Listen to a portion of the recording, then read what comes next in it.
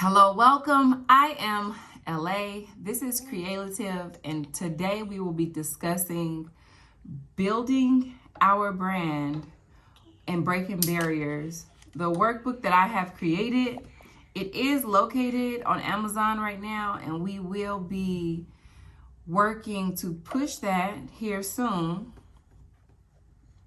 Before I get too carried away, my apologies. This is my co-host. We shall name him lowercase e. How are you doing today? Say hello. All right. That's wonderful to hear.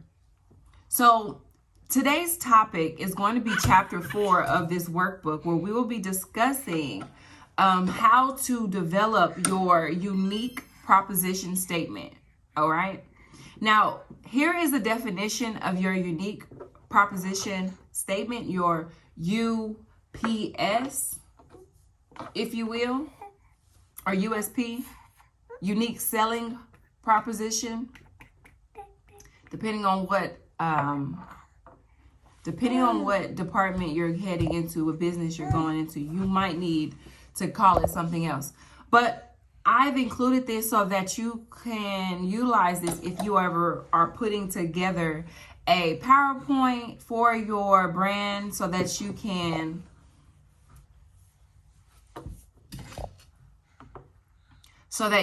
get funding, or you're putting together your website and you want to make sure that everybody kind of knows what's happening.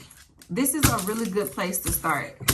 This may not be anything that you want to do full time, right? Like, you may want to start with this, but you may not keep it on your site.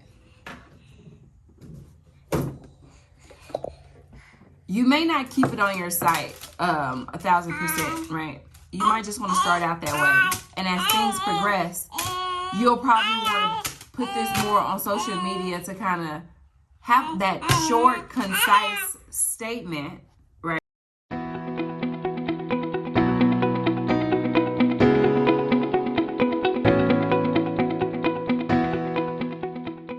My co-host is very passionate about this project, like I am.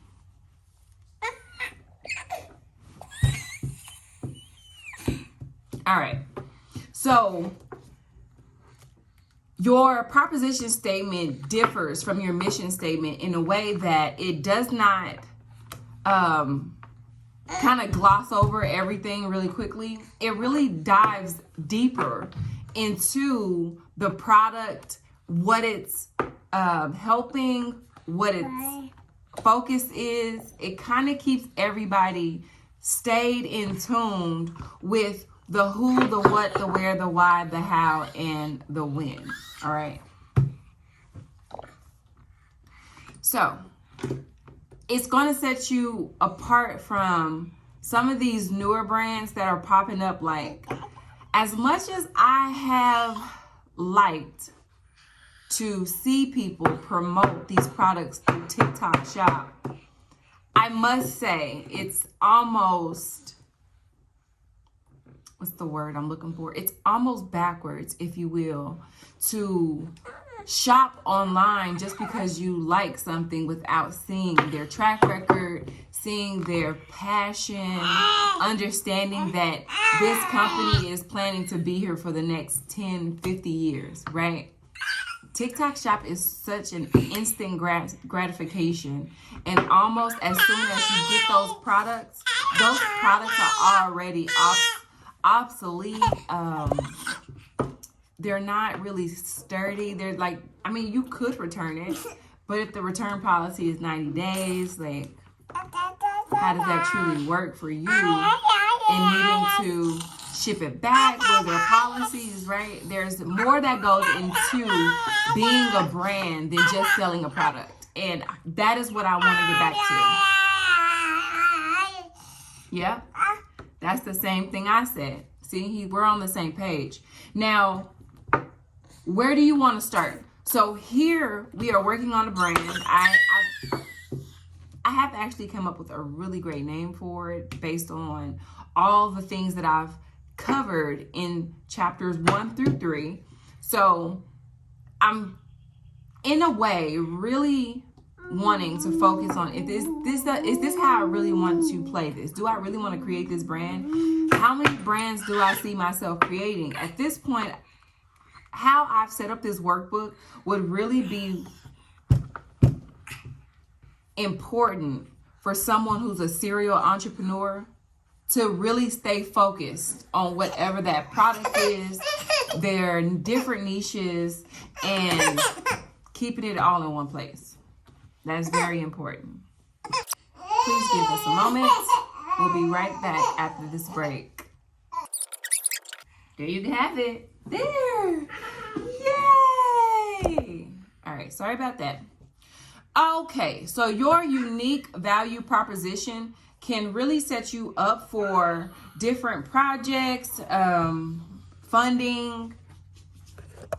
Some people even like to keep those decks of their brand located at the bottom of their site. So you might just have a way for people to kind of come and check out what's going on if you don't want to put it all on your site, right? If you're doing a clothing brand site, you probably don't want a bunch of words to describe what's going on. So you can either do an about page, which is pretty normal, but I've also seen people keep their entire brand decks located within a link in their footnote on their website, okay?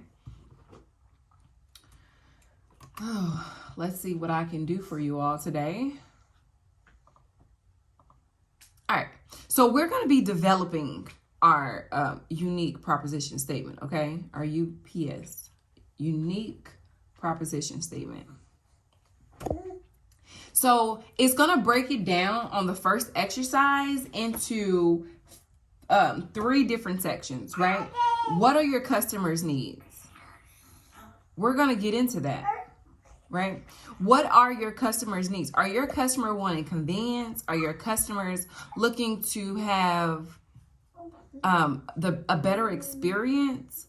Is it quality? Is it a some customers truly enjoy a lifetime warranty? And I am working towards wanting more of that, having 2 boys. That is something that will come into play because boys are very tough on things, and that is how I look at items. For example, the shoes, the Nike foam posits, they are known for being indestructible.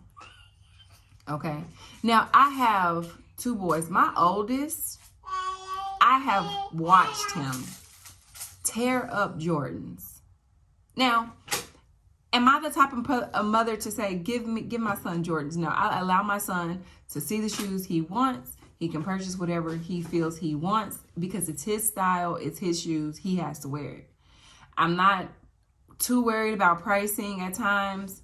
I do try to get the same pair if I can for myself so we can do a little matching situation when we dress up sometimes because it's a way for me to bond with my boy, okay?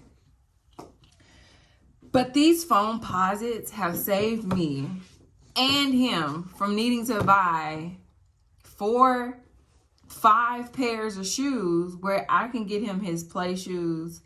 I can get him his casual shoes and then a pair for school where he can, choose of, whatever he wants. He usually goes for something without shoestrings if it is specifically for school. And that kind of keeps down on needing so many pairs, right? So these foam posits, I recommend to my other friends who have boys who are just like, I don't know what these shoes are made of. They are not holding up. The last pair of foam posits, the very first pair of foam posits I bought for my son, they are still active and in play with my nephew. Him and my son are about 3 months apart, but he's growing so much at a slower rate than my son that anything my son can give to him or gift to him, they are there for at least another 1.5 years based on his growth rate in comparison to my son. just something I noticed. But when we're able to give shoes now, right, which they're so close in age and they love each other, it's really a part of who they are, wanting to continue sharing those items to feel that closeness of family, I guess. I don't know. I was forced to wear hand-me-downs, and for them it's just like, no, that's my cousin, like I love him, I want all of his stuff. And it's so crazy because even now, like my son, he'll see him, he's like, Mom, I want to get my shoes back. I'm like, you can't even wear them, like, please. You've moved on, okay? Please don't bring that back home. So I'm gonna work to discuss the needs of the customers that I think would benefit from my brand. To get back on track anyways. Come on.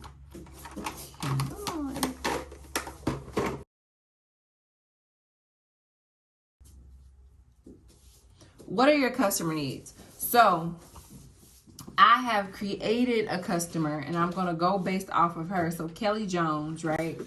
Kelly Jones from chapter 2, she is between 21 and 36. She's a housewife, more of a trophy wife, and she has a love of luxury based on where she's come from. So she loves to have quality in her home, basically, right?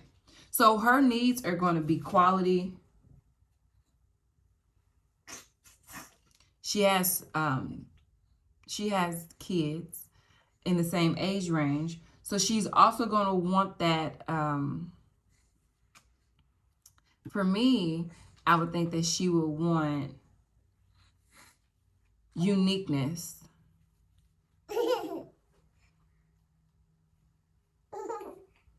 And uniqueness is one of those things where I feel like I keep wanting to go that route with this, but uniqueness isn't the proper term, I think, in my mind I'm looking for. I'm not looking for something that is one of one, not that level of unique, but uniqueness in colors, right? So we're going to say unique colors. Because she has children, and the children love to have name brand things, and name brand things sometimes have wacky color combinations. Here. My co-host has a word for you all. What do you want to say?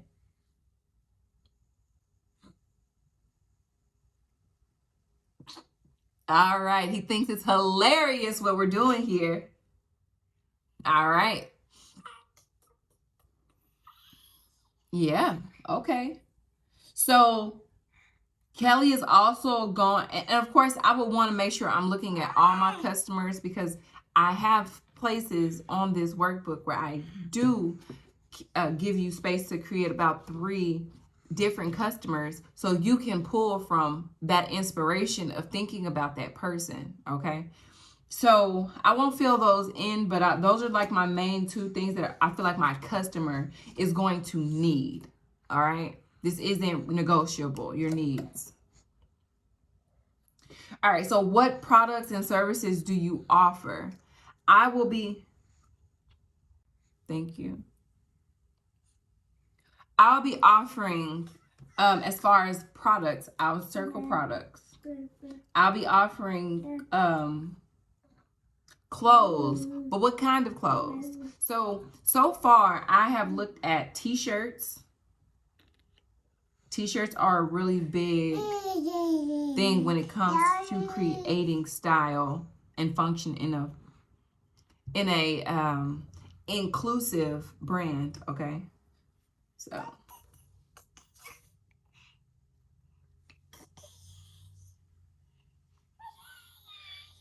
and I also looked at overalls.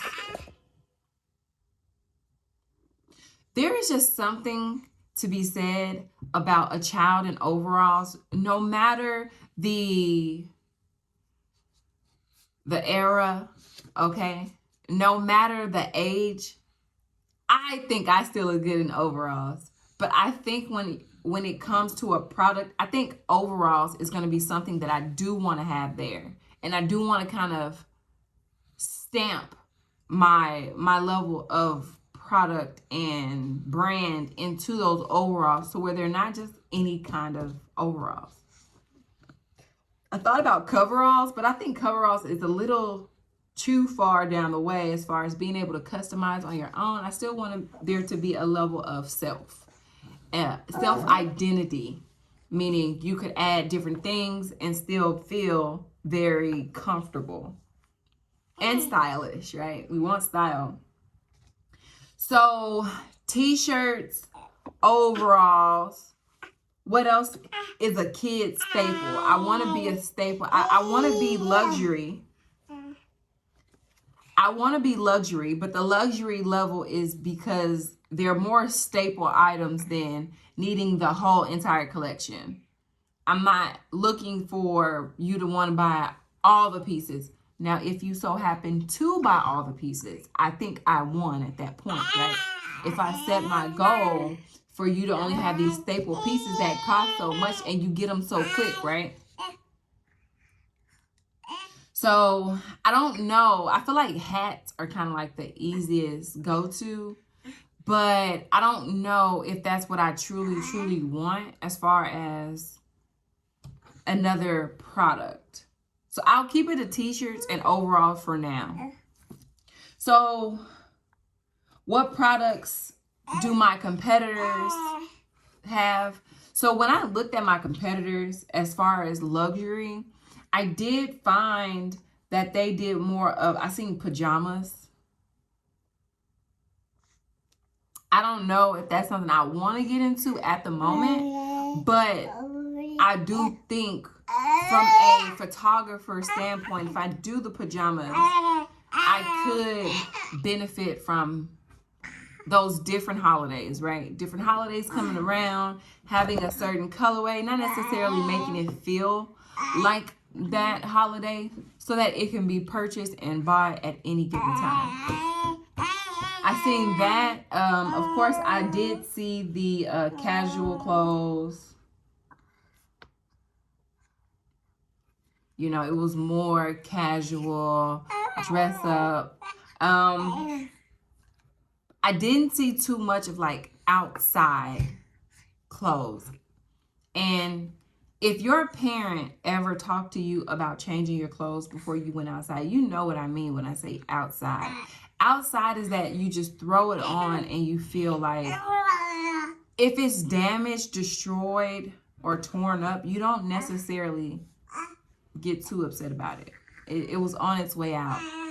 I seen a lot of casual, more dress up, more button downs for the boys, dresses and skirts for the girls.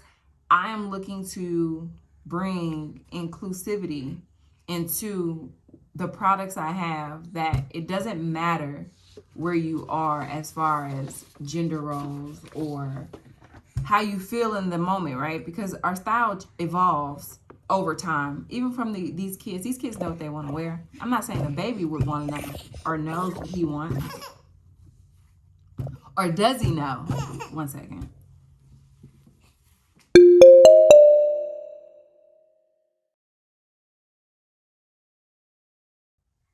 Our brand offers, and here you can say our brand or your name of that brand, whatever you choose to put here. It's your statement, right? Our brand offers quality, uniqueness in colors, and inclusivity to our customers in t-shirts and overalls. Our competitors cannot compare, as they are usually offering pajamas, casual clothes, or specific types of sets for different holiday seasons. Okay? Simple, to the point, you're done. Our final exercise on this chapter is going to help you with refining your brand messaging, okay? Now, all this is what I was describing earlier. Sometimes people just place their deck of branding information onto the footer of their website. Sometimes it's in the about section. There's a lot of different options here where you can check off if you've done it, if you're willing to do it, if you're wanting to do it. This is just a checklist, okay? You are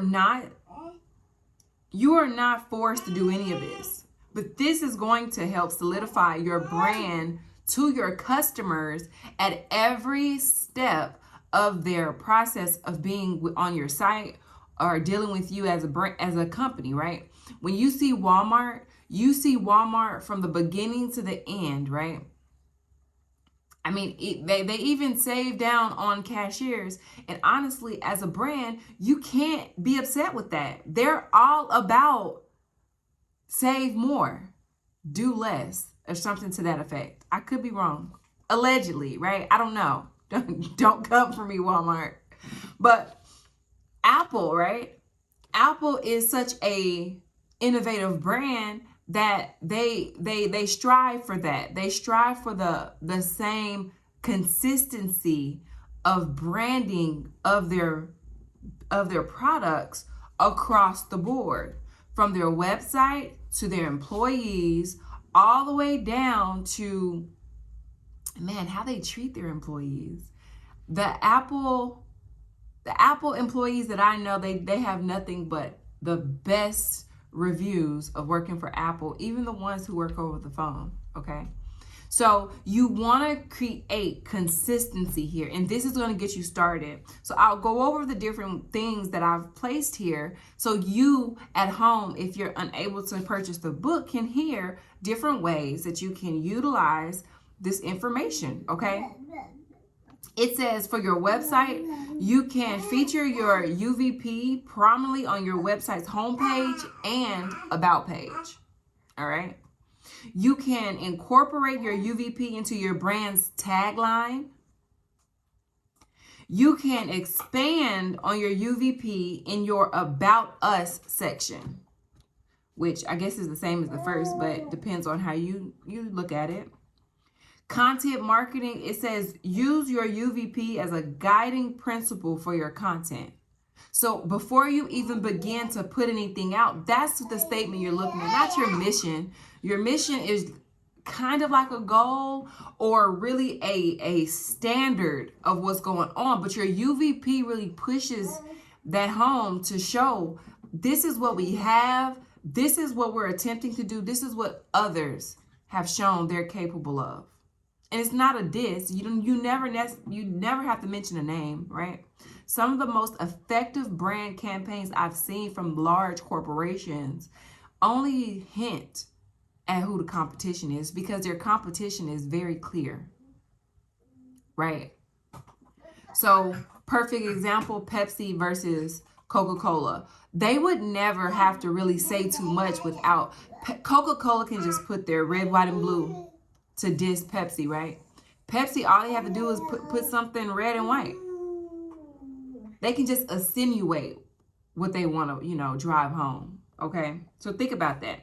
Your social media, it says you can use it in your social media posts and profiles. You can integrate your UVP into your email campaigns. Your visual branding, consider redesigning your logo or visual elements to align with your UVP. What you created in the beginning is probably not what you're going to feel right now. What I first thought of as a logo and a brand for this clothing brand that I thought of is no longer how I see it, because the new insight that I have gathered for this brand has expanded, okay? So think about that. You can do your customer service. You can train your team to embody your UVP in their interactions with their clients, right? It's not about saying it over and over until the customer gets it, but it's about embodying it and showing them this is what we have. We have the quality. We have those colorways. We have that foundation of what we said we had, because this is what we do. Training your employees is going to be very important, okay? Client stories, you can collect and share success stories from satisfied customers. And usually if your UVP is doing what it's supposed to do, those customers are really going to notice these different levels of quality, uniqueness, inclusivity. They're going to notice all those things because that's what got them here in the first place. Like, you don't wake up and think, I'm going to go buy Louis Vuitton, knowing there's never really a Louis Vuitton commercial. There's a level of quality, consistency, branding that's always there, and you know you're going to get it no matter what location you go to, even on their website, right? It's always going to be there. Consistency, maintain consistency across all platforms, whatever platforms you choose outside of what I've offered. Make sure you're driving this home. This is your most important statement, I believe, for your brand, because it encompasses everything. Your mission kind of just hints at it. Okay, this is what I'm attempting to do. We're professional. Keep you posted, right? Your UVP is going to be everywhere, but of course it has those different concepts from your mission statements. It just kind of clears it up and kind of gives you a plain plate of what it is exactly, okay?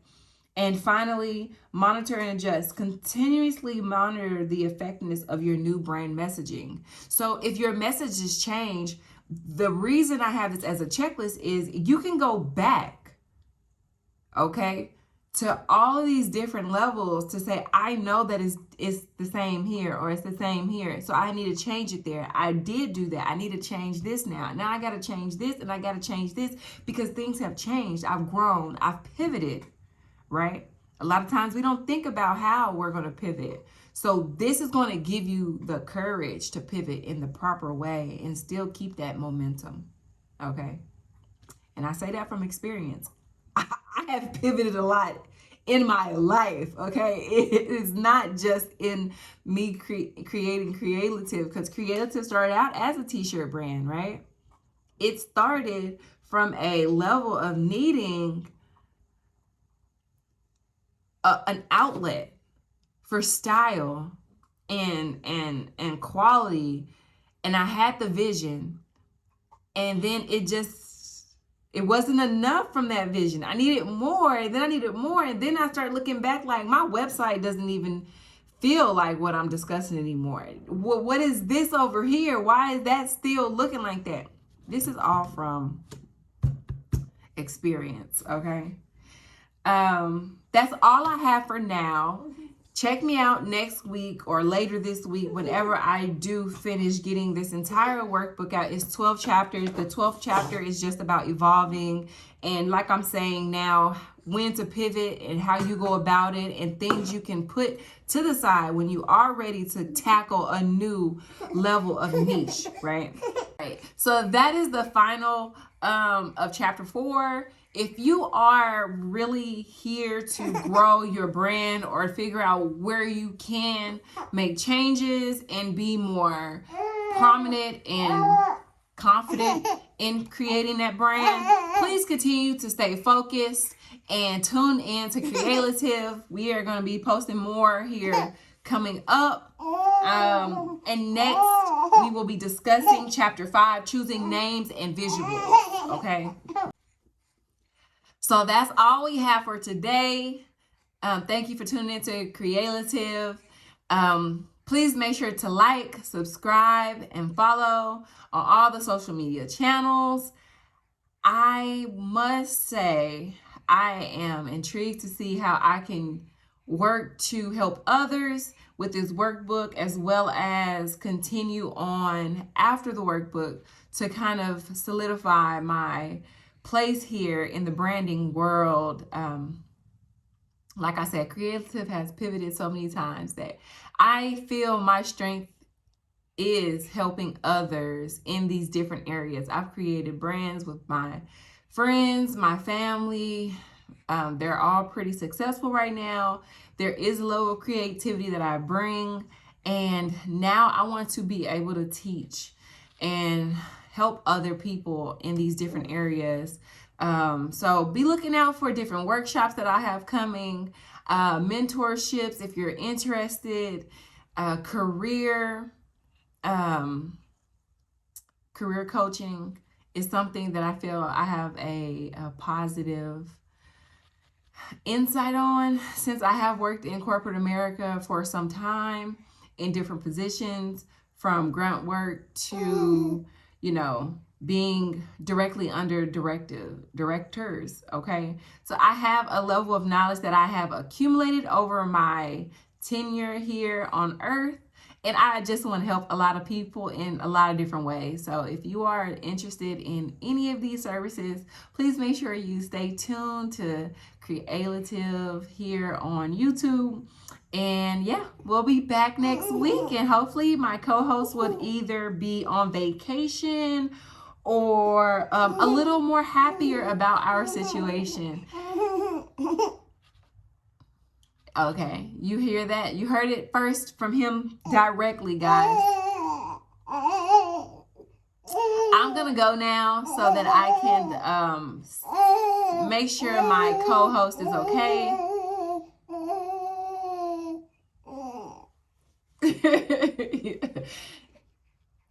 And we'll have snacks and juice here coming up for ourselves as well. You guys have a wonderful day and happy Wednesday. Bye.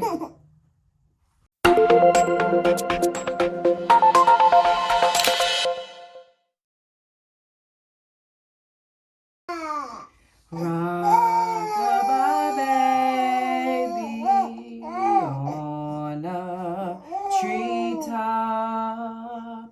When the wind blows, the cradle will rock. When